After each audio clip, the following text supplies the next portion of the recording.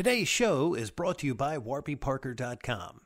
Get a free 5-day home try-on at warbyparkertrial.com/AAA. That's 5 pairs, 5 days, 100% free.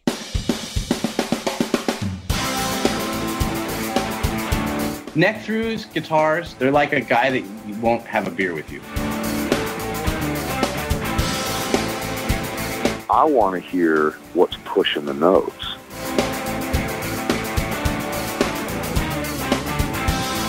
Freddie King and B.B. King, Albert King, and let's not forget Burger King. I don't want to blow my knuckle out. Stainless steel is the work of the devil. These go to 11.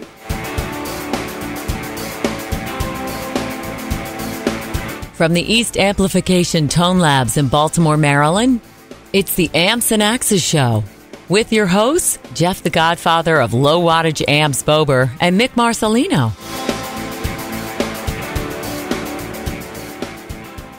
Well, good day to you, Mr. Bober. Good day to you, Mr. Marcelino. Hey, man. It's a good day. It's a dry day today. That's right. At least here. I want to start the show off a little bit different, just a little bit different today. Okay? We're going to get into our normal thing where we thank you guys because we can't thank you enough. But I reached out to our good buddy Rusty Cooley the other day. Okay. Texas got hit by the big Harvey hurricane. Yes. And his entire house was flooded. Oh. Yes, he didn't lose any equipment, and everybody is safe. So that's a great thing. Okay. And we stretching out there to everybody, man. And you know what I'll do? I think I'll put the link for the help. Okay. For the relief thing that you guys, if you get a chance, send out. A lot of musicians in those towns. So there's a lot of people got. That one was kind of not predicted very well. No, I mean they predicted bad, but nobody. That was Category 4, and they're finding people everywhere.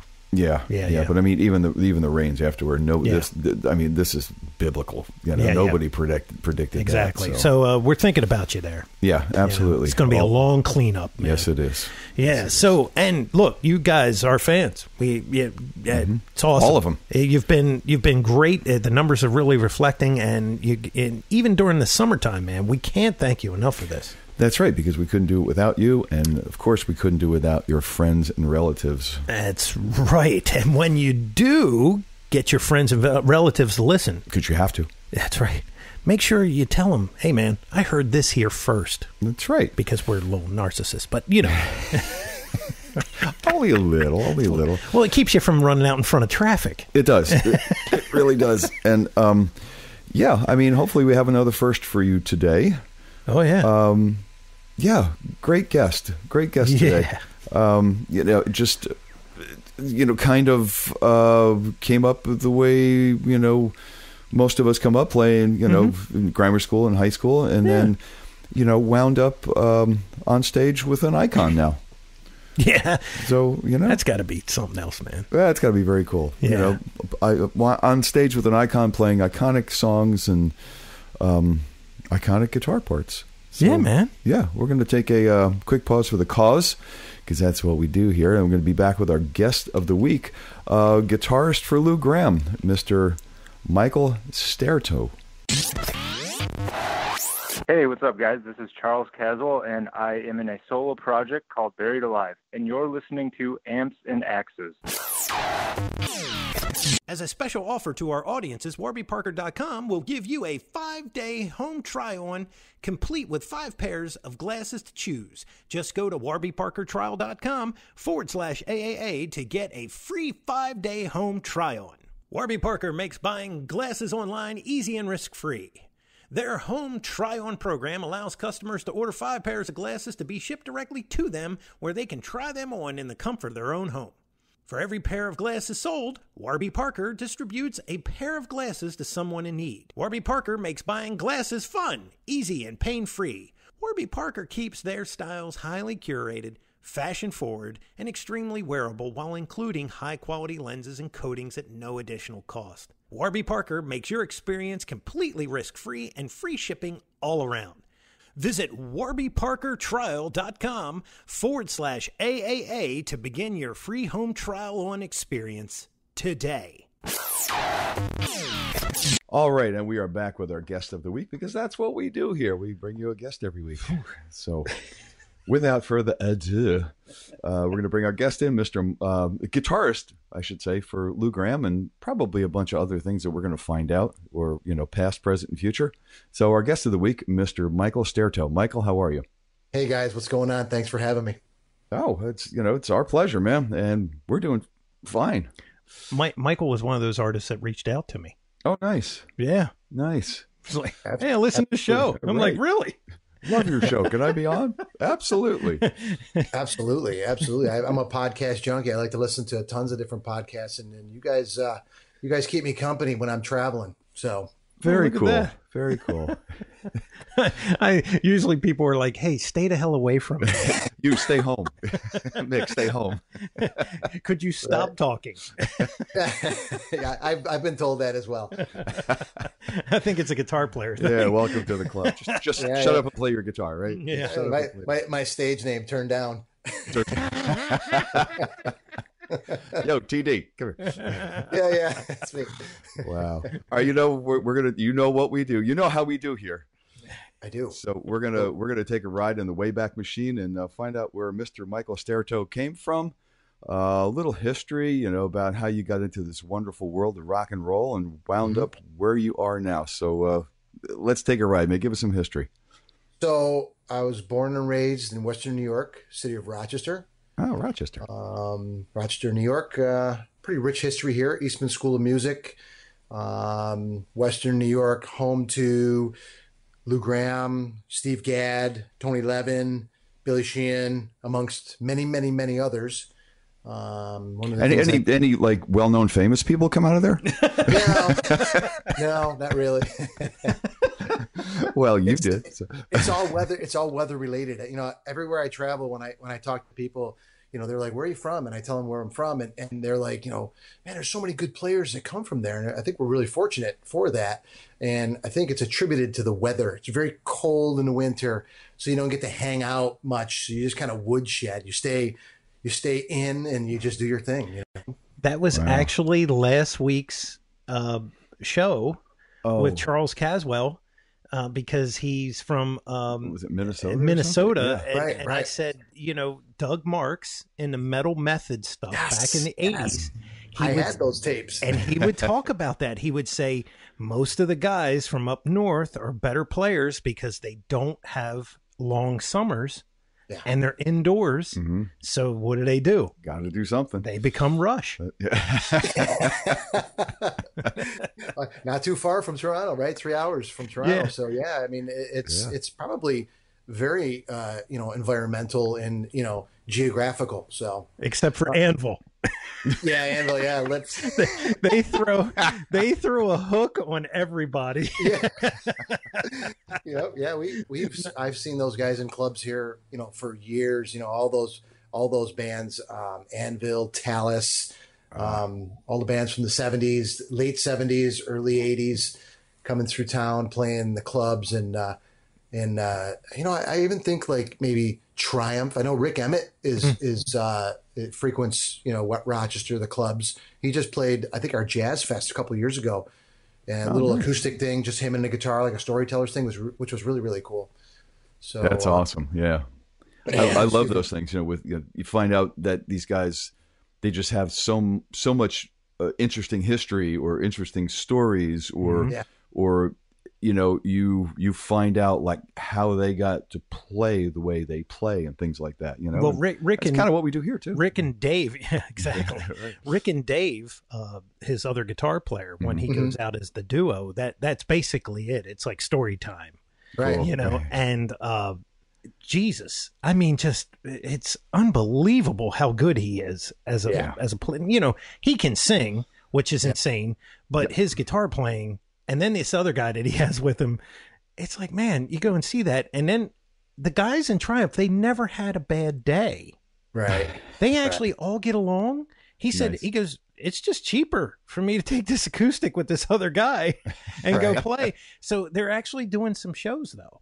Oh, Triumph? Oh, yeah. Nice. Nice. Oh, I yeah, heard about man. that too. That's very exciting. Yeah, Yeah. that's big time. Cool. Yeah, I would love to see that. Another Dean endorser, man. Oh, nice. Yeah. The original Dean. Not Yeah, the, oh, yeah. Yes. Yeah. the So back new- to Michael for a minute. Born and raised in Rochester.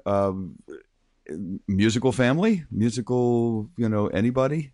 Somewhat. My uncle, who was actually my dad's sister's husband, was a recording artist in Argentina.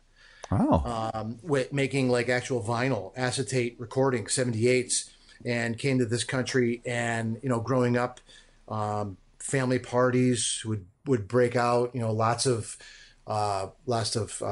eating and lots of drinking with the adults, and the kids would be sneaking. And then towards the end of the night, it wouldn't be uncommon for him to play Malagueña on an acoustic guitar, flamenco guitar, bust out, because he was part of a trio that sang traditional Argentinian songs and performed before he came to this country. So it'd be like, borderline, I feel great, I'm singing, entertaining the entire family, to I'm playing, a ballad for my home country, and tears are coming out of his eyes with the passion. And, and one of the things that he really evoked on me is a passion for the instrument.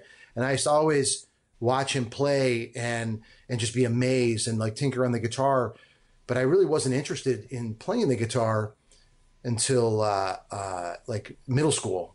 But I started playing the drums when I was like 5 or 6. My parents were divorced, so my mom was a single mom. She couldn't afford the lessons. So then grammar school introduced an instrument. Like in first grade, I think I played violin, and that lasted it was a very short-lived prospect. I took the trumpet until I got braces. Then I played the saxophone, and then so I was very interested in music because I was around it. And then in 7th or 8th grade, I think as an elective, you had to take piano or guitar, and the guitar was far more appealing because I didn't think I could really hook up and get. The girls wouldn't pay attention to me playing the piano. I thought guitar players were much cooler. Ace Frehley was, Kiss Alive was out, and just the image. And so I started playing guitar, and I never turned back. It was just something that I did because I had to make a choice, and I fell in love with it. That's very cool. And going back for a second, you mentioned you started on drums, man. Yeah. And we've heard so many times that, guitar players a lot of times start on drums. And I just think that makes her a guitar player that's got a great sense of rhythm. Yeah, absolutely. I totally agree. Nuno Yeah, Betancourt. Nuno Betancourt has said it a gajillion times. Mm-hmm.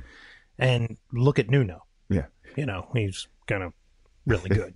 So kind of really good. When somebody like that says it, it's kind of like, yeah, you're probably right. Yeah. Nuno's amazing, and probably like Eddie Van Halen and Alex Van Halen. Didn't they crisscross too? Yes, they did. Yeah. So there you go. Yeah, man. And it's good if you can play a little bit of drums, because then if you want to do some kind of early on recordings and demos and things, if you got a little small kid or something, you can just make your own quick demo. Or Jeff, with this whole new generation, they just go get Easy Drummer and they program it. Everything's MIDI, and they just swipe the track, and all of a sudden they have this progressive Mike Mangini or Mike Portnoy, Virgil Donati, this total complex. What we're finding out though is like, when we talked to Nita Strauss and last week's guest, Charles, they're programming it from scratch. And it's like, are you serious? Yeah. I mean, it's the most complex stuff. And I'm going, well, how, where's this coming from? Yeah, I mean, even, our friend Jason used to do. Jason is insane. All the drums. For Marco Miniman. He used to program all the drums from scratch for his tracks, and then send the tracks to Marco Miniman and go, here, play this. And Marco, he said, I remember the conversation, he said, I would tell Marco, go ahead and change it up. Marco would be like, no, you did a pretty good job on this. It was like, pretty incredible. Yeah. Are you serious? The guitar player telling the drummer how to play. And, there you go. Yeah, I think it definitely comes handy to have a little bit of a background, in rhythm to help you program that stuff. I know it helps me with demos. The only thing with Easy Drummer though is like sometimes I get so bogged down with technology that I lose the inspiration. Yeah, I start getting frustrated because I can't figure something out. But sometimes that also leads to something that I probably wouldn't have done initially, and opens up the whole idea to something that maybe I may have not may not have thought of in the first place. So it's very true. Yeah, it is. Like, all of a sudden you hear a beat that wasn't in your brain. You go, wow, maybe it would sound good with this. Yeah. And the thing about that program is, and Easy Drummer or Superior, especially Superior Drummer, but Easy Drummer now, the 2.0 version, they have this little velocity dial on there. Yeah. You crank that thing up and there's stuff that comes in. That's and cool. You turn it down, and there's stuff that leaves. Right. So you can get really, really crazy complex. I mean, like the guy, like, it's like, well, does he have a third arm? Or you can just drill it back, and, you got Phil Rudd on this set without the attempted murdering. Right. Right. Ouch. Oh, that's dirty deeds. Yeah, man. Right. Man, what is up with that, by the way? And you mentioned that of Rochester, one of my favorite drummers, Steve Gadd. Oh yeah. I just love Steve. He's just there in the pocket, and he does like rolls and things different than anybody else does. He's the most incredible. I worked in between gigs. I worked at a studio here in town, and James Taylor was doing his October Road album, I think it was called. So I was an assistant engineer, just basically doing, maintenance stuff, take sheets, Pro Tools dumps from 2-inch and vice, stuff like that. And so setting up the session before so Steve Gadd, Jimmy Johnson, and James Taylor come in town. So his drums show up on a pallet, with the Paul Simon stencils on his cases, shrink wrapped to a pallet. I take them apart, I set them up, and I have no clue. I'm not a drum tech, I set his drums up as close as I thought maybe I saw in a picture or a video. And he walks in the first day, and of course, living in Rochester, I've run into Steve, but not in this capacity. And so I'm totally apologetic, saying to him, I'm not really sure if I set these up right. I apologize. It was fast. I'm not familiar. Making all his excuses. He sits down in front of the kit, like tilts the ride cymbal a little bit towards him, lifts the snare up just a little bit, and goes, "That's cool. We can go." And I'm like, "You got to be kidding me, right?" So we're doing these songwriting sessions. It was basically just the three of them doing songwriting sessions with Russ Titleman being the producer, and so we would do a take on one song, and I'd hear him go out there, Gadd be just playing. He's incredible. I mean, his feel and his interpretation to listen to a songwriter's vision and just bring it to fruition is incredible. So, I was in a control room, and Russ Titleman would say, mark that, different areas of the tape, so he would hear things that he wanted to address later on when they were comping takes and stuff like that. And so the guys would come in and listen after the song was done, and Titleman would suggest, well, why don't we go out and try that song again? And I'm thinking to myself, how much better could that have been? And they go out, and then they lay down another take, and I'm just like, my mind is blown. And Russ is going, take that, mark down, the times, different areas that he'd liked, and what have you. And it's blowing my mind. And then we break for lunch, and then we eat lunch, and then they go back, and he goes, well, let's take that one. Let's try it again. So this is a third take on the same song, which is mind blowing because everyone is uniquely different in its own right, but equally great, if not better than the last two takes. And it's just, he just sits down, Gadd just sits down and listens, and just, he's incredible. He's incredible. I mean, it was like going to college. I was like being at Berkeley, not being at Berkeley, Right. Yeah, that's awesome. I mean, the what is he? Oh, he's on the Clapton thing, Planes, Trains, and something like that. I forgot what the third word is, and it's the tour of Japan. You know, and I love his playing on there. He's and he goes, yeah, I just Eric calls me, and I say, well, do you have tapes of the last tour? Like there might have been a different drummer on the last tour. He said, because I just like to hear what the guy's doing to find out what Eric likes, and then I try to get close to that. And it's like, Steve Gadd doesn't need to get close to anything. He's Steve Gadd. He's the precedence. Yeah, he's the precedent. Yep. All right, so again, back to Michael for a minute. Wow, how about that? When did you first start like playing, in air quotes, out and getting together with other people, making music together, and when did that first come about? So at my actual first quote unquote band was a bunch of guys that played on the baseball team in I think ninth grade.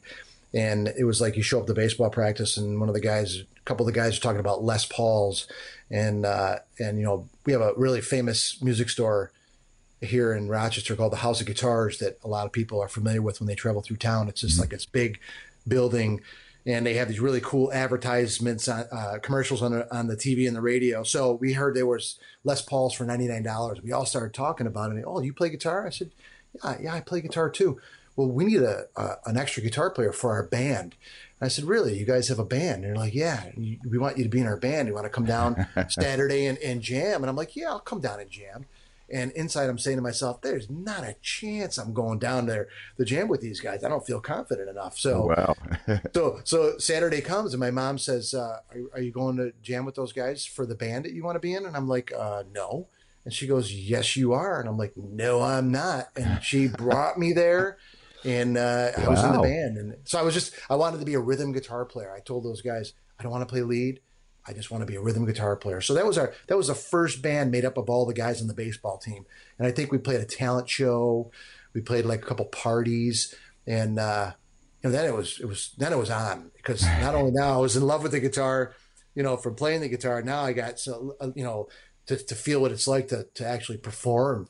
And albeit we weren't really that good, but it was the cool. We were the cool kids now. That's very cool. Any Battle of the Bands in there? Oh yeah, Battle of the Bands at the high school auditorium. Screaming Girls was like the Ed Sullivan show, with the Beatles. and then actually from that incarnation, we kind of switched up members with some other local musicians, and we started actually playing like a competition. It was called the Star Search. It was a local Star Search made in Rochester competition. It was at a bar, a pretty famous bar called the Penny Arcade. And, if anybody knows anything about Western New York, everybody's played the Penny Arcade. Bon Jovi's played there. Twisted Sisters played there. Kim Mitchell. Everybody's come through town on their way up, and sometimes on their way down, and played the Penny Arcade. So we were like, this is really cool. So we're in this competition now, and we kind of placed, like in the finals. And it was really cool to get some recognition, and it just, just like a steady incline from there. What was that band like? How many members? What was the name of it? 5 members.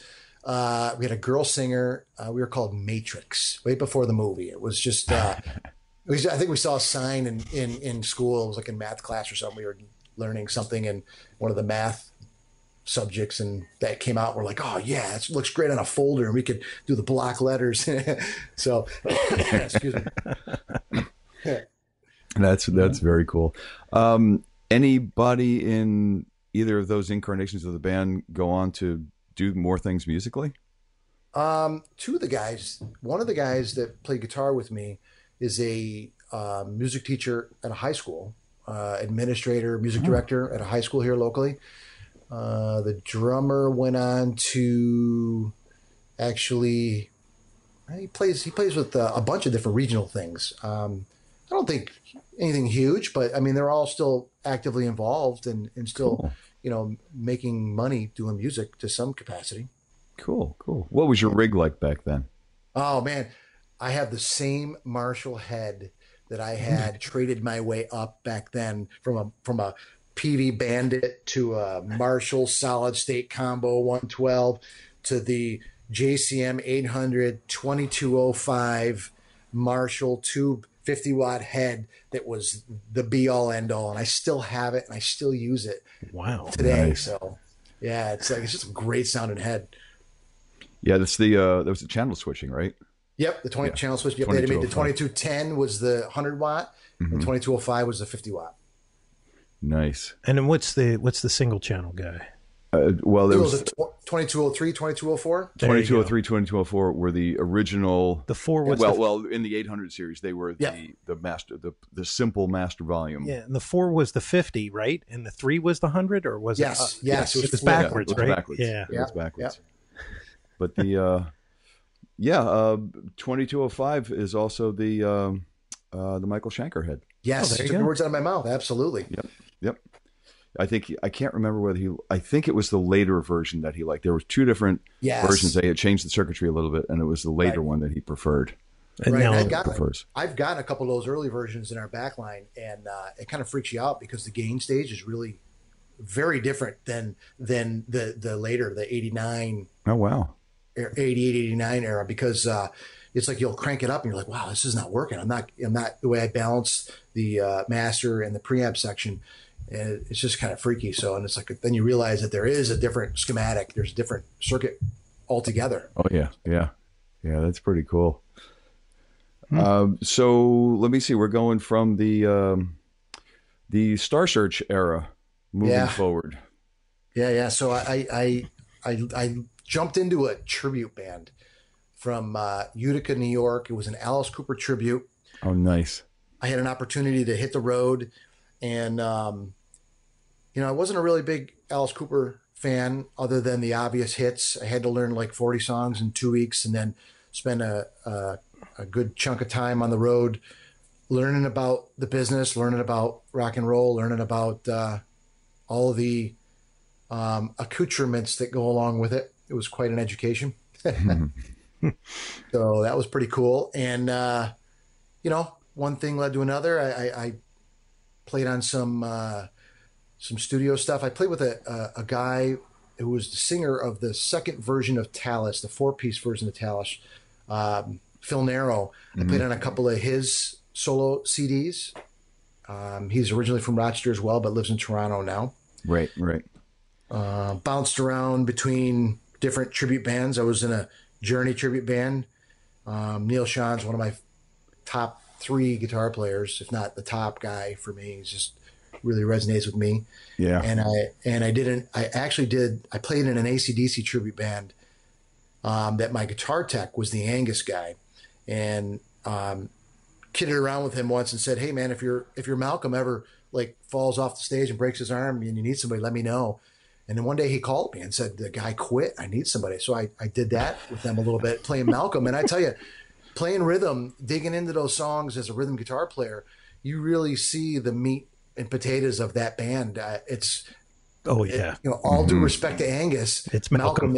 Malcolm is the machine behind that. So, yeah, and the story, of course, is that Malcolm ran that band. Mm-hmm. He's the older brother. He was the one that ran the band. Yeah. And but he drove a lot. You hear that rhythm, and I mean, he's in there.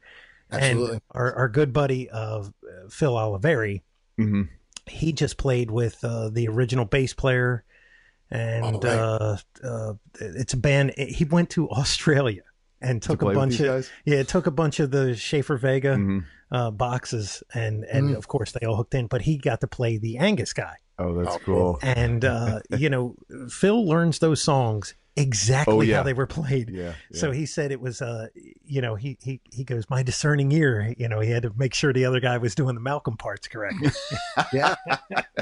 And there is a correct way to do it. I mean, some people, you see some guys do it and they kind of miss the boat, but they were very deliberate in their parts, Oh, for sure. Yeah. Now, did you, like in the Cooper band and in the AC/DC band, did you get the appropriate guitar to do it with? Oh yeah. Well, I did for a little while. I did it with like a Les Paul, but the Angus guy insisted on playing the Gretsch Malcolm guitar, and I tell you, man, great guitar. Love the Filtertron pickups. I mean, that through a Marshall dimed is like the sound, but it's not a very balanced guitar. And playing it with 12s and the action as low as you possibly can get 12s on a guitar, very, very light necked. The guitar kind of slid until your shoulder started sweating and the strap stuck to your shoulder. So, but I tell you, I had a great time doing that, and it's just you can't beat digging into those songs, Yeah. Yeah. Yeah, and no distortion really. It's just a Marshall cranked amp. Yeah, yeah, yep. That's it. Yeah, it's the dynamics between Angus and Malcolm that really, make it sound like it's more distorted than it really is. Yeah. Oh yeah. Yeah. Yeah, I remember hearing or reading or hearing somebody that told me about a story someday about Malcolm. And they said, "Well, why don't you do solos too. It's like, you just play rhythm all the time. Why don't you do solos? He said, well, that would interfere with me drinking. That's awesome. Sounds about right. If you can get faced and still play like, like go. Malcolm, you're good. You got a job. Yep. You're good. Right. Oh, that's hilarious. Awesome.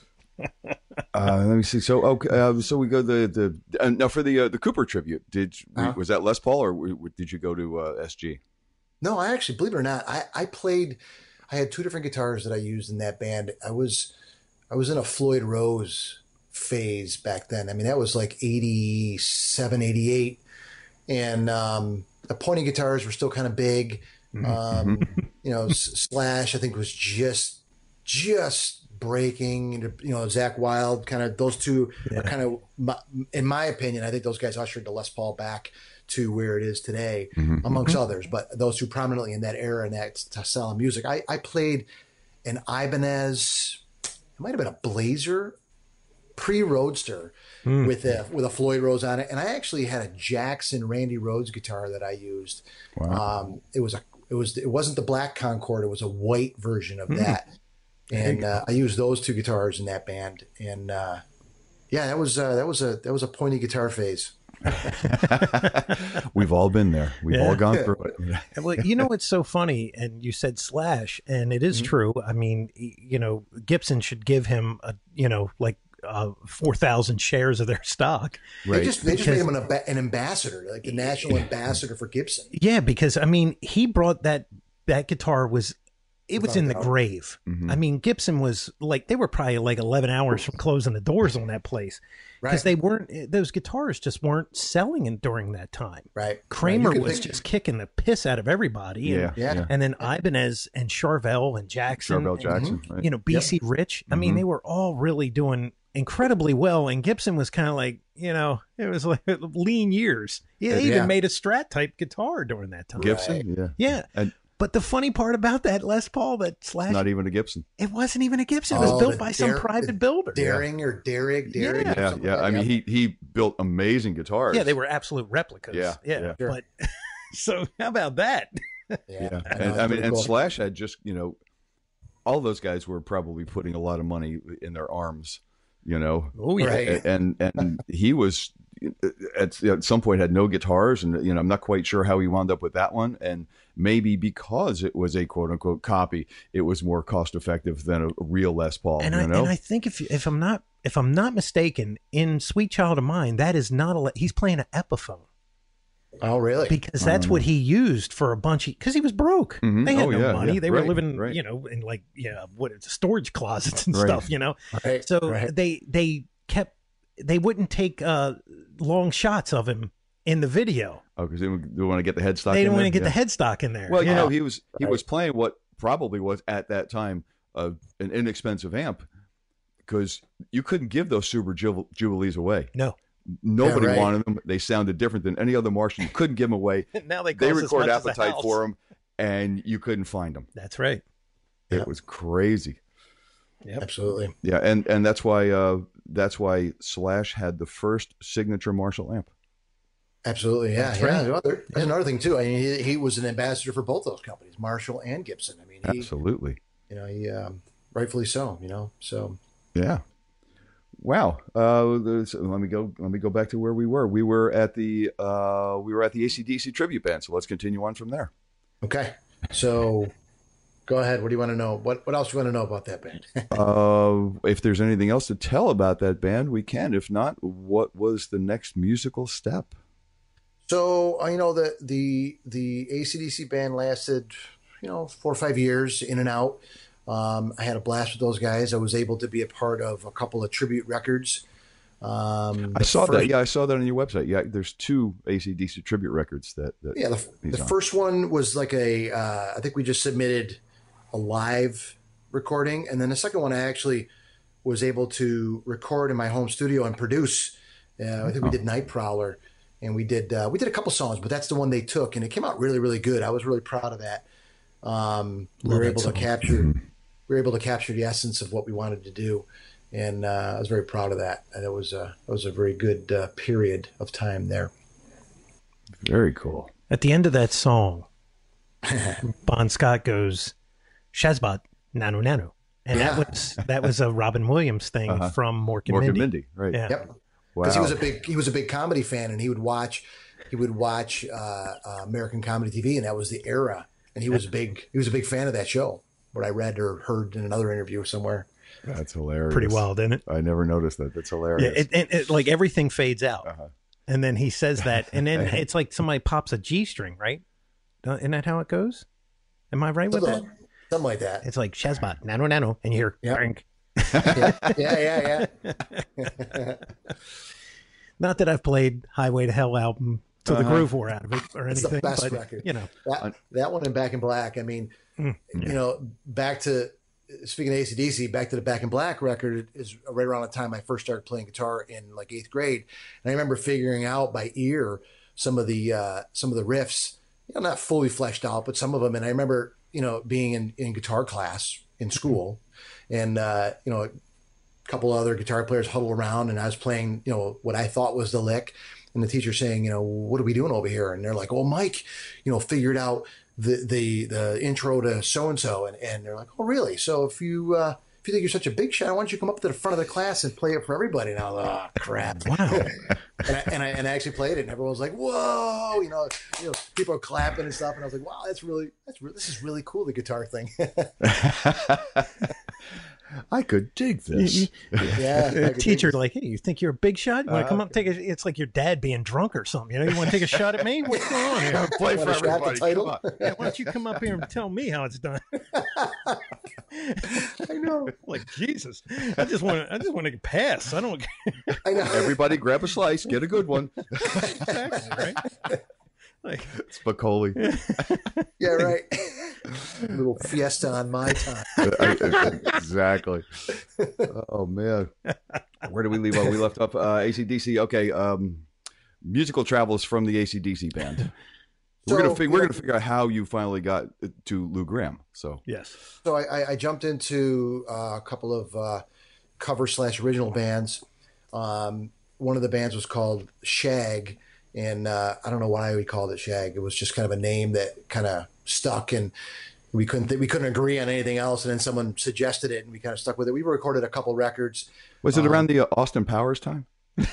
No, it was before that. It was much before that. So it was right around the time. It was right around the time hair metal was dying and grunge was coming in. So we were kind of still waving the flag unsuccessfully. Being buried by, like, you know, Nirvana and Pearl Jam, but we had a deal with an independent label called Beyond Records, and we sold a few records, and that kind of morphed into the second phase of that, which became my first solo record, Oxygen, which is a bunch of leftover songs that never really saw the light of day with that band, that I kind of took and made them into my own, and basically released a solo record. Not really with the intention of like, hey, look at me, I'm the focal point of the record, but more like a business card, like a resume to say, you know, this is what I could do for you, another, you know, an artist who's like the more of the focal point, to be like a sideman to where I am now. So that's kind of cool.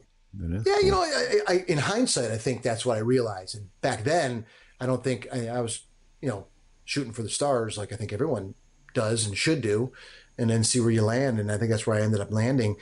And I ended up getting involved with a lady that worked here in town for some charitable events, and she was putting together an event to honor Lou Grahmm after his surgery, his brain tumor removal. He was kind of down and out from, and I don't mean it in a disrespectful way, he was just kind of not as, how can I put this politely and respectfully? I mean, it was post Foreigner. He had left Foreigner. Mm-hmm. Wasn't singing and performing as he was, and so we all kind of got together and wanted to do like a roast or a tribute to him, and we decided to put this event together, and it ended up leading to a reunion of his pre-Foreigner band Black Sheep, and it ended up being an event that didn't look like it was going to be well attended and well orchestrated to a really successful event, which, like I said, led to the reunion of his pre-Foreigner band Black Sheep, and sold out in like a day. I mean, the tickets were like $8 face value, and they were being scalped because it was in a club. It was only like 1,000 or 1,500 tickets available, and they sold out real fast, and everybody wanted to go. Everybody jumped on board in town. Every band not wanting to be involved to now wanting to be involved because they found out he was going to be there. So I put this band together of the cream of the crop of players here in Rochester, and we learned like a ton of material from all of his catalog, his entire career, from Foreigner to Shadow King to Black Sheep to his solo records. Jesus. And then we had to start divvying the songs up to other bands. And then people started arguing about, well, we want to play these songs. Why do you get to play these songs? And it was like, it really doesn't really matter to me. It's like, you guys are missing the point. So we started rationing songs out, and we ended up with, some of the deeper cuts, and we were okay with that. And then we started arguing about, who's going to play before Black Sheep and who's going to play after Black Sheep. And, it was just kind of everyone kind of missed the point, but we ended up pulling it off really, really well. So at the time, a gentleman named Bruce Turgan, who was the bass player of Black Sheep and ultimately the bass player in Foreigner, and also the Lou songwriting partner for both of his solo records, as well as the Shadow King record. And I hit it off, and we started exchanging ideas, and Lou became a little more aware of me, and Bruce was aware of me, which is Bruce Turgan as the bass player. And after that event, I kind of backed up Lou in a couple of corporate events and a couple of charity events. So he kind of became aware of me. And then I joined a band with his nephew, who is his oldest brother, Ben, who was the drummer in his solo band, but the drummer on all his solo records, who also played drums for Peter Frampton, Yoko Ono, Rupert Holmes. He's the Pina Colada guy. He's the guy on the drum beat on the Pina Colada records. Oh, wow. So now I'm in a band with his nephew, and I probably should mention too that I grew up in the same town that Lou's from. I went to the same high school as Lou and his entire family. So we kind of ran the same circles, throughout the course of our lives, and ran into each other, and our families know each other. So it just kind of evolved in a natural manner to where I am today. So I'm backing up Lou in a couple of charity events, corporate events. And then I get a call one day about 5 or 6 years ago from Lou saying, he needed somebody to fill in for the guitar player he had in his solo band, the current band now. Couldn't do 2 or 3 shows, and if I was available, and I mean, Lou calls, you make yourself available. Yes, sir. Yeah. Absolutely, Lou, I'm available for whatever you need. You need me for 1 show, 10 shows, I'm your man. So I go down, and I told him I could do the shows, and he wanted me to rehearse with the band. So we all show up at his studio. He has a studio here downtown. Cool. And we're rehearsing. It sounds great. I knew all the songs because of the event that I did, the charity event, learning all the music. So it wasn't really foreign to me. No pun intended. I didn't mean that. I totally didn't mean that. Trust me. So it was really familiar to me, and I'm jamming with the band, and it sounds really good. So we take a break, and we're all in the control room of a studio. We leave the live room, and the entire band kind of leaves me and Lou in the control room together, and it's just me and Lou talking, and we're friends. He knows my wife and kids, and I know his family. We've had pasta together on Sunday. We've watched the Super Bowl together, our families. And, he asked me, what do I think? And I'm like, well, sounds great. This is a lot of fun. And, he says, how does your wife feel about you doing this? And I'm like, I'm only filling in for a couple of gigs. I don't know where you're going with this thing. Oh, no, you're not. Yeah. So basically he offered me the gig. He said, well, listen, if your wife's cool with this and your family's okay, let's, I'd like you to join the band, and the gig's yours if you want it. I'm like, wow. And he's like, do you want it? I'm like, well, you're darn right I want the gig. So, a couple of weeks later, I find myself, playing my first couple shows.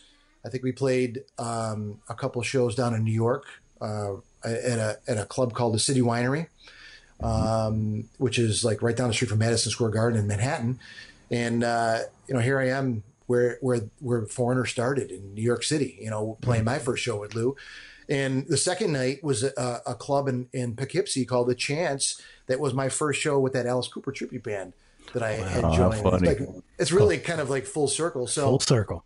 Yeah, man. And you know, it's been 5 years, and I'm really, really fortunate to be his, you know, quote unquote right-hand man. I stand to his right every night on stage. And, you know, I get to play amazing songs, amazing guitar parts. Classics. Mick Jones is an amazing guitar player, an amazing songwriter. And Lou is, you know, an iconic voice, you know, the voice of a generation. And I couldn't be luckier to have this opportunity and to still be doing it with him 5 years later, you know, going from, hey, do you want to play a couple shows to like, you're the guy now. And it's like, wow. He's one of my vocal heroes, you know, him, Lou Grahmm, Steve Perry, and Paul Rogers are my three favorite vocalists. Oh yeah. And you could have picked better guys. I mean, I know. And I listen to him every night, and, you know, and I hear him sing his ass off, and just it's amazing. The road he's come back is remarkable. And I think the people that slag him and say, you know, oh, look at him, he sat around and ate cheese pizzas and cheeseburgers and sat around and did nothing.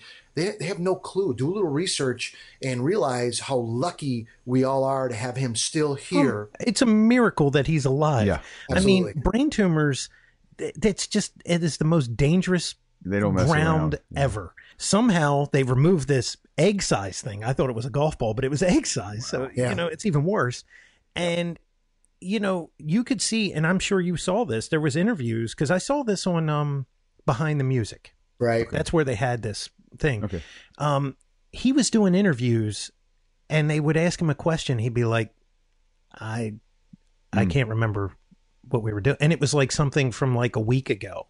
Right. And they were like, something's not right, because he was losing his memory. Okay, yeah, okay. Right. So I think it affected his short-term memory, but I know his long-term memory, you know, in my experience, I mean, his memory is incredible. I mean, you get rid of the tumor and all that pressure goes away, and yes, it makes it a little bit easier to remember things. Right. It is crazy how he survived that. Yeah, it's fortunate. We are truly lucky to still have him Absolutely, around. man. Amen. Now, are you guys touring a lot of shows, few shows, weekends? What are you doing? Weekend warrior stuff. We do weekend flyouts. Cool. We do an occasional run, you know, where we went to Europe a couple of years ago and spent, I think, 3 weeks. We supported Status Quo. Oh, okay. Mm-hmm. And which was incredible. And we do Canada. We're getting ready to go. I think we're going to go to South America again. Cool. Just the States, you know, weekend warrior stuff, you know, leave Wednesday, Thursday, back Sunday, you know, do stuff like that. Sure. So now we got to ask. Now, wait a minute. I'm going. Status Quo, is that the original? Like Francis and Rick. Like Rick. Pictures of Matchstick Men Status Quo? Yes. That's them. Yep. Absolutely. I mean, they were great. They were amazing. And you know, Rick's no longer with us. The two of them, Rick and Francis, were so amazing. I mean, the first couple shows, they were, you know, everyone kind of stayed in their corner respectfully, and then people started filtering through to sound checks, and then sound checks led to post show, a couple beers, you know, staying in the same hotel, meeting up at the lounge, talking this and that, to sound check. Hey, try my guitar. You know, Rick Parfitt's handing me his legendary Telecasters and saying, here, play this. What do you think of this? And I'm like, wow. You gotta be kidding me, right? You know, and Francis is saying, what kind of strings do you use? And how come you only have one or two guitars with you, and you only play one guitar on stage? You never go out of tune. And I have a guitar tech that's handing me a different guitar every song. You know, it's just like, you know, great guys. You know, it was a great experience. Cool. And I tell you a great story. One of the shows we played, Rick came in our dressing room just before their set started, and he looked at me and he pointed at me and said, "You come here. I want to talk to you." And we're all kind of sitting there eating, and we're like looking, oh, what the heck's this? He goes, "Francis and I made a bet. and we're trying to figure out what the chords you play, and I want to know what love is. And we're arguing about what chords you're playing. And I said, well, there is no guitar in that song in the recording. I had to come up with an arrangement of my own. He goes, I don't care. I want to know what chords you're playing. I want to win this bet. So I bring him in the tuning room, and I sit down, I give him one of my guitars, and I play. And now I'm showing him the parts, and he's like, I'm going to win this bet.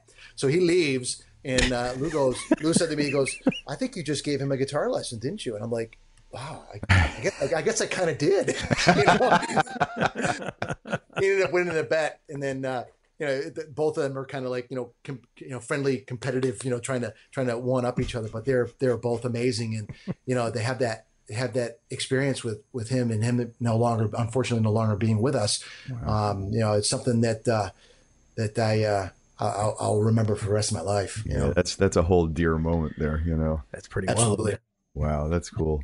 So, for something like that, where you have to come up with, and it's such like a keyboard centric, ethereal kind of song, a lot of like open string chordings, things like that, to keep it that open. Or I just try to be really sparse and leave a lot of space. I try to use some chord inversions. That's one thing I learned about Mick Jones, because he does a lot of writing on the piano. Some of his guitar voicings, his guitar chords are very unorthodox, his inversions of chords. So I try to approach it like that, and just try to be more color than dominant in that song. Let the keyboards the keyboard feature, and I just try to stay out of the way and just try to play really sparse, really few and far between. Not a lot of stabs. Just kind of really stay in the background in that song. Just kind of disappear. Yeah. just make it bigger. Yeah. Try to complement, not get in the way of the frequency spectrum that the keyboards are taking in there. Right. Yeah. That's all those years in the AC/DC tribute band is melting down, because you gotta hold back. You gotta pull it back. You gotta make those three notes count. And let me tell you, there's a lot of guitar players that can't do that. Oh yeah. Yeah. It's amazing. It's amazing. You're 100% right, because you'll listen to some people do that, and you go, "What are they listening to? What song are they listening to?" They're so far off. Yeah, man. Yeah. So the question that I have, because you do these fly dates, are you moving air on stage? Absolutely. Oh, look at that! Nice. So, do you from what I saw on the web and everything? There's a couple of half stacks or full stacks, and so. I guess the back line is called out for the fly dates, and you don't have to fly with a fractal because you're moving some real air. I do have a fractal. I tried the fractal for a little bit, which is amazing, but TSA is not amazing. They like to dissect and take things apart, thinking that we're trying to do harm to the domestic flights, which it's pretty disappointing. But so I nixed the fractal for the live dates, to using, asking for two 800 heads with the 2205 heads. I actually went from the hundreds to the 50s, because I thought I could crank the 50s a little more and not be as obtrusive to the rest of the band. Thus my name turned down, stage name. And just, I use two straight cabs. I like the BV Marshall cabs, the vintage 30s. Okay. And I try to be as specific as possible with, the gear. With rented backline, it's always a coin toss. Oh yeah. The integrity sometimes of the equipment is not there, even though it's specified that it needs to be, because with Foreigner's catalog, especially the early stuff, the guitar, the integrity needs to be there, and it needs to be replicated. My job in this band is not to reinvent. It's to emulate. Emulate, yeah, absolutely. Good absolutely. word. I kind of blanked out for a second. It's not to reinvent the songs, but to reinforce the way they're supposed to sound. People don't want to hear what I want to play. They want to hear it the way it's supposed to be played. So the gear has to be there, Sure. Now, do you have a pedal board or anything in case they give you a Fender, Vibrolux or got something? A couple of super twins back there. That's only happened a couple times. and that was up in Canada. But yeah, I have a pedal board that I travel with, I fly with. It's not very big. It's mostly texture pedals. Okay. I think I use a tuner pedal. I think it's the TC Electronic Noir, a little nano, little small little guy there. Oh yeah. Which I like because it's really bright and the display is really large, so I could see it without wearing my old man glasses. That's one of the hardest things on an outdoor deck. Yes. Is the tuner, to see the tuner. Yes. It's Tuners. ridiculous. Yeah, and now they're figuring out new ways, you know. They're coming up with newer versions of these tuners, the Polytune now. I think that's you can like see it. You can see it on the sun. You know, you're staring at the eclipse, and you can still see your guitar. Yeah, and then I think when the integrity of the amps aren't if I don't get the 2205s, I get the 220304s. I'm able to boost them a little bit. I use a exotic BB preamp. Okay. To just to push it over the edge a little bit, not to just get full blown saturation. And then I use I have a chorus pedal, a Boss chorus. I think it's a super chorus pedal for the ballads. For I Want to Know What Love Is, to try to shimmer it a little bit. Sure. I'm using a Whirlwind orange box, which is the old MXR Phase 90. Oh, wow. The Whirlwind version. Wow. Yeah. Well, Whirlwind's a local company here in Rochester. Their headquarters are based here. And Michael, the owner, actually was part owner, or he owned MXR when they were based in Rochester before they were sold to Dunlop. So him and a couple of engineers, Kelsey and Pape, I believe their last names are, who worked at MXR, were engineers at MXR, worked for him at Whirlwind. And they were actually a couple of the guys who worked on Randy Rhoads' pedal board, being MXR guys, little sidebar there. But they reissued 3 pedals. They reissued the Yellow Distortion Plus, and the Comp pedal, the red compressor pedal, and the orange Phase. So I use that Whirlwind orange box for like Phase stuff, like for Urgent, for Fizz It the First Time, a little bit of texture, not over the top. And then I have a DD6 or DD7 Boss digital delay. To just put a little texture in it, a little slap back. Nothing major. It's a simple pedal train pedal board with a Hotstone Deluxe power supply that's dual. When we go to Europe, I can put it to 220. Oh, there you go. Or 110. So this way it's universal. And Line 6 wireless. That works great. It's one of those ones that a lot of guys put on their pedal board. I stick that on the amp. It's fantastic. 3,000. Was it 3,000 frequencies, and it can switch like instantaneous? It's crazy. It's incredible. It's incredible. Yeah. I've never had a problem with it anywhere in the world. Really, it's been amazing. Yeah, it's great. It works great. I 2 things. One, I have a Whirlwind cable from like 1982 that's still the curly one, right? No, it's actually straight. It's straight. Yeah. Is the barrel black or white? They're white. Right, with the black Whirlwind logo? Yes. I have one of those too. It's great. Yeah. And it's got some pops and cracks and stuff, when you hit it, but it's still a good cable. I think inside that white barrel it's solid brass body, I think. Yes. Yeah. And the other thing that I wanted to talk about was wireless. I saw a rig rundown the other day of Angus's gear. Yeah. And it was a very in-depth rig rundown. I think Premier did it. Yes, Premier did do it. Okay. And they were talking about his wireless, so I looked it up. Angus's wireless for 1 pack, $5,000. Wow. I don't know who it's made by this company that I've never heard of. It's used for some type of kind of crazy military communication thing.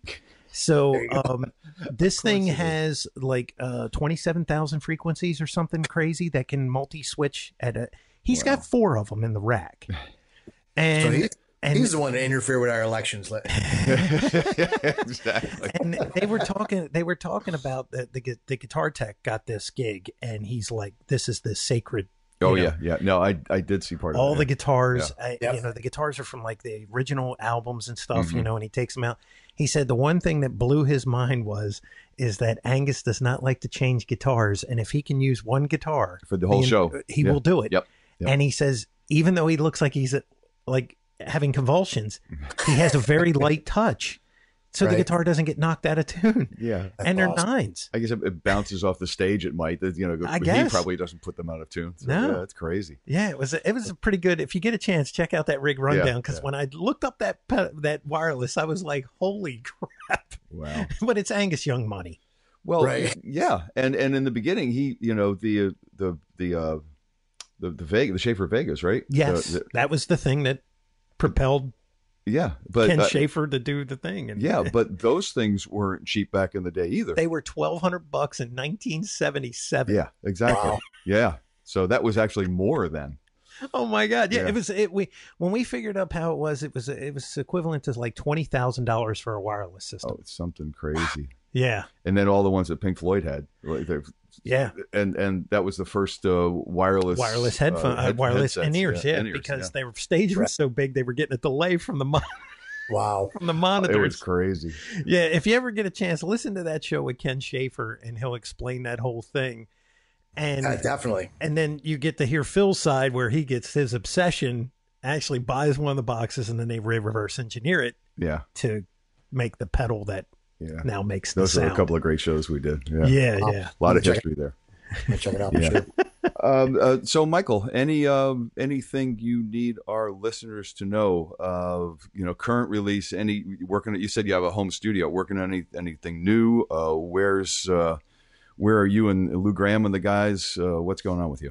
We over the last few years we've been working on some music with Lou. Oh, nice. I'm not really sure what's going to happen with that. I know we had like 7 songs demoed, and every now and then I hear it brought up. We were driving between driving between shows, and Lou asked me to hear some of the songs. We haven't listened to them in a while, and we listened to them, and there's a lot of good material. He sounds great. The songs are great. I'm not sure if they'll see the light of day or not. I know he mentions every now and then about doing it. Mm-hmm. I don't want to speak for him, but I know he's expressed his concern of the state of the industry and new music getting supported with radio and TV and stuff like that. Yeah. And with his catalog, I know people like to hear new music, but our set list is amazing. We fight to figure out what songs not to put in, what to leave out. It's like there's so many great songs. It's a very different world now. It is. And we've had this conversation numerous times. Yeah, and like, last week's guest, it was, it's like this changing of the guard. This kid doesn't even play, seriously, he doesn't even have a band, and he's putting out albums, but it's all social media.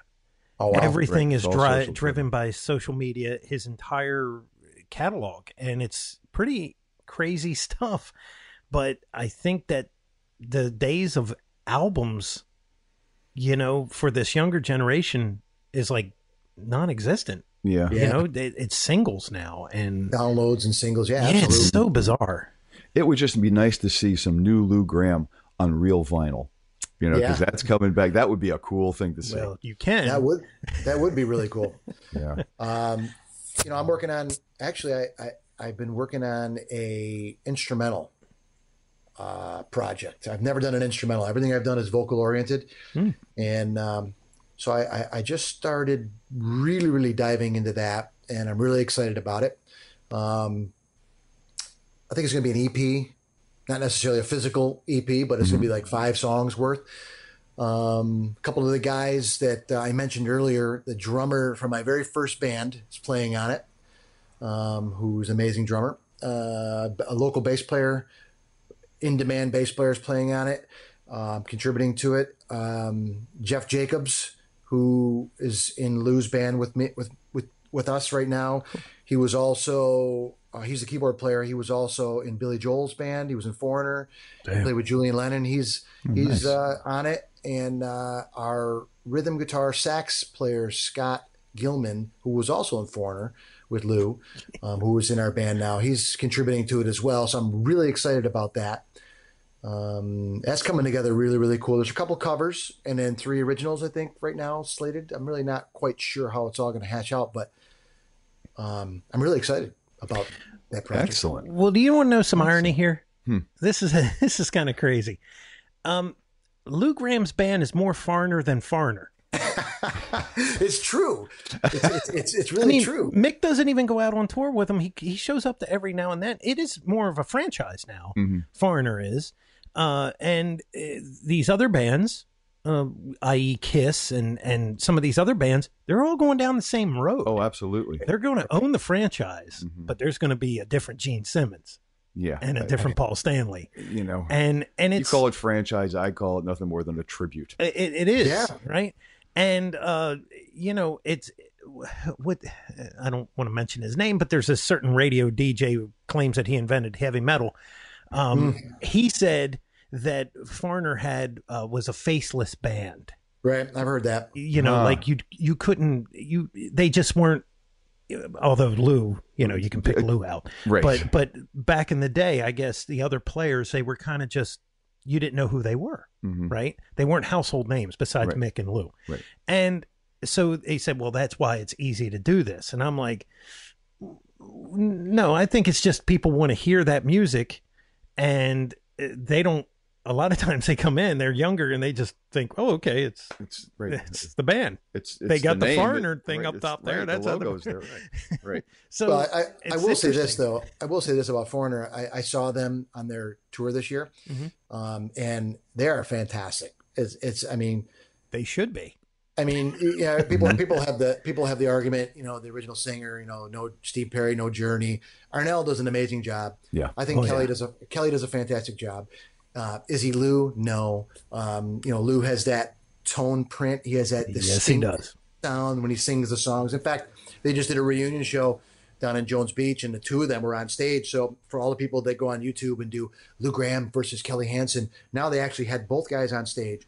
Wow. And you could definitely hear the difference. Well, you know, and I don't know if you caught any video of it, but check it out. It's really cool. But the Foreigner that's out right now, I mean, Pilson, Tom Gimbel, Craig Frazier, Michael Bluestein, Bruce Watson, who backs up Mick Jones, and Mick Jones played the whole show. They were fantastic. I mean, the show was incredible from beginning to end. I was knocked out. The band sounded great. The music sounded great. You know, double thumbs up. I really can't say anything bad about them. And, you know, Mick Jones, being at his age, still out there doing it. I hope that I'm his age, still doing it. I right? mean, yeah. You know, if it wasn't for him, I wouldn't get to play these iconic songs. And you know, it's true. And I'm very, very appreciative to both him and Lou for doing what they're doing. And I'm very happy to see them out playing shows together. And I think it's great. And I'd love to hear some new music for them as well. Yeah, it's all good, man. It's all good. People can diss it all they want, you know.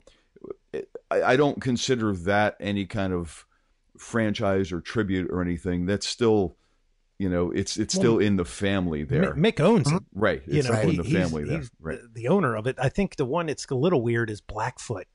There's not, they're all young kids. And the guitarist from Leonard Skinner actually owns the name and the band. Yes, he does. Yeah. But he wasn't in Blackfoot. No. So that's a little weird. You know, when you think about it. Now, granted, when you hear them do Blackfoot songs, they sound like Blackfoot, right? Well, it's just a Starship. Yeah, well, yeah. Now I don't think there's any original members. No, not at all. In Starship at all. No. And our good buddy Jude Gold is the guitar player for them. Who's an amazing guitar player. We did a show with him down Long Island. Yeah, and he kills it. He kills it. He's great. He is crazy. Man, can he do I know we got to wrap it. I tell you, vocally, the guy, I think, from what I've heard personally these past couple of years, yes. God, who I can't remember the name of the guy's fronting. Yes. Yes. Yes. Yeah. Ridiculous. I mean, like, look, you close your eyes. It's John Anderson. Period. Right. Gowan doing. Lawrence Gowan. He's incredible. He's amazing. Right. Amazing. And then the guy of you mentioned Steve Perry's replacement. Arnell. Close your eyes and you go, incredible. It's definitely Steve Perry. And it's amazing how some of these guys are coming in and they're able to carry it very well. I want to see the guy that's going to take Paul Rogers' place. Oh, no way. Paul right. He's incredible. We've done several shows with Paul Rogers. That cat is unreal, man. Smooth velvet, and he's the greatest guy in the whole world. Yeah. You know, in many regards, you know, you have Kelly standing in for Lou in Foreigner. I mean, essentially, Kelly and I have a lot in common if you really, really break it down, because he's Mick's quote unquote Lou, and I'm Lou's quote unquote Mick, right? I mean, I don't know. Well, there you go. That's great. It's a fight to the death. Yeah, death match. Let's make a video on YouTube. That is Battle great. Royale. Great. Guy comes in with a microphone. Michael's got the guitar. That's right. You brought a knife to a gunfight. It's go time. Go time. Well, Michael, thank you very much, man. Yeah, This has been great. This has been a lot of fun. This is great. Oh, yeah. I don't know if we haven't touched on anything you want to touch on, but any of we'll have his website and all of his social media, everything, and that'll live in perpetuity. That's right, it will. Of course it will, and that means forever. Well, until the apocalypse hits and knocks the internet offline. Yeah, you know, I'm gonna set our server up with tubes. There we go. So it won't get knocked There you offline. And a ferrite cage. EL34s. There you go, baby. You guys, perchance in the area of Baltimore, Washington, anytime soon that you know of? I think the first year I was in the band, we played at Ram's Head. Whoa. Oh, Baltimore? Yeah. It's right down the street. It is. Yeah. I mean, it was Ram's Head Live, I think it was. Yep. It was amazing room, amazing show. It was really cool. It's time for you to come back. It is. I know, man. I miss being on the East Coast, and we've done a lot of shows on the West Coast and in other areas, and I miss. There's a lot of people that have been slagging us for not being here or there or wherever, and I'm with them, man. I want to come back. I want to see everybody. I love doing that. There you go. Well, look at that. It's a straight drive down, so it's not even hard to do. You just It's 3.5 hours. Just go south. Right. That's it. I'm on my way. All right, there you go, man. Well, we'll keep an eye out for you, man. Yeah, we'll keep the light on. Absolutely. Yeah, if we're in the area, just hit me up, man. We'll hook up for sure. I'd love to meet you guys face to face. That'd be great. Yeah, we can go north. And we can go north. Absolutely. Sure, yeah. Absolutely. We'll keep an eye out all over the place. We'll meet in the middle. There you go. Yeah, right on. All right, Michael, thank you so very much again for your time. Oh my God, thanks for having me, guys. Graciousness and much continued success. Yeah, all the best to Lou. Pass on our well wishes to absolutely. him. Will do. Like we always say, onward. Thanks, guys. I really appreciate it. It was an honor being on your show. Zipcar, baby. Drive cars by the hour or day with gas and insurance included. Zipcar is the world's largest car-sharing network, providing wheels when you want them. Customers pay only for the time they actually use the vehicle and have no responsibility for additional costs and hassles associated with car ownership.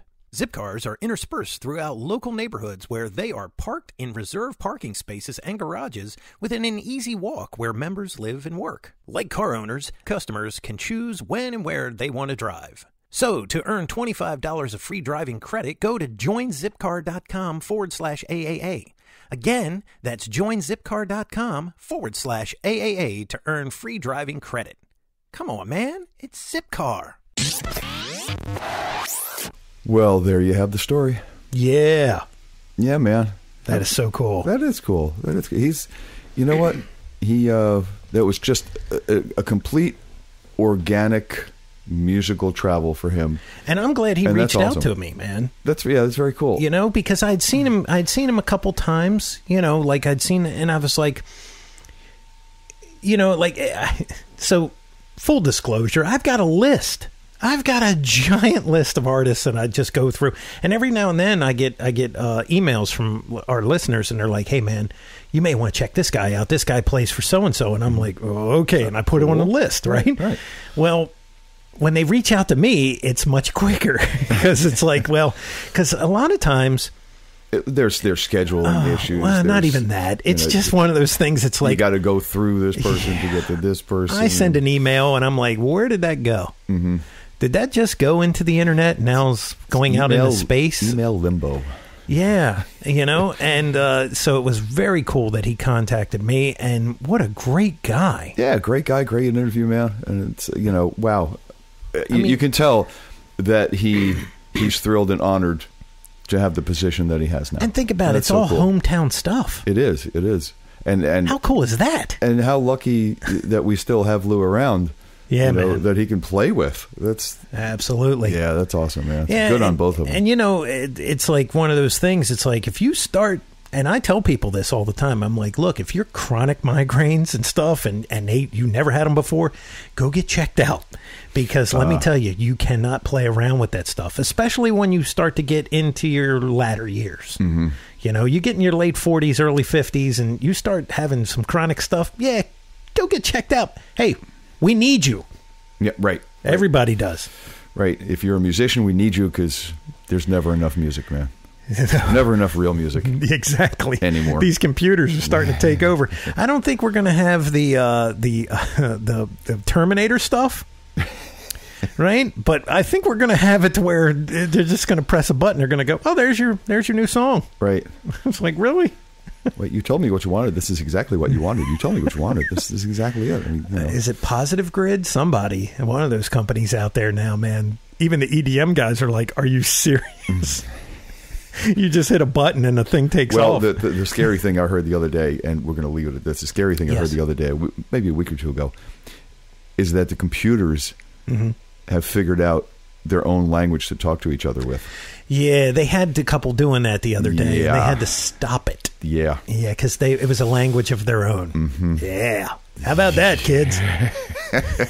So stop it. Unplug the computers and pick up an acoustic guitar, damn it. Yeah, and keep your hands on the steering wheel because that son of a bitch will turn you into that's right. a tree. You want to play drums? You don't play them on a keyboard. You play them with sticks. That's right. Play real instruments, people. Yes.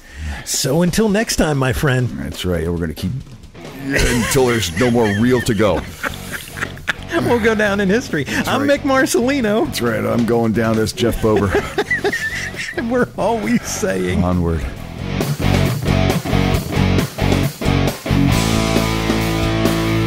Be sure and follow the show on Twitter @AmpsandAxes.